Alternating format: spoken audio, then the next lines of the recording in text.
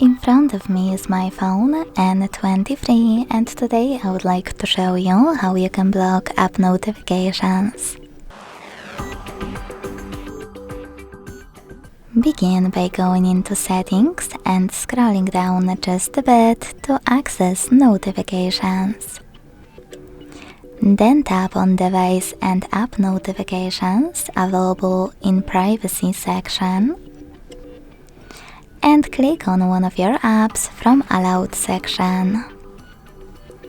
Now to disable notifications completely, use this switcher next to Allow Notification Access and confirm your choice in the pop-up.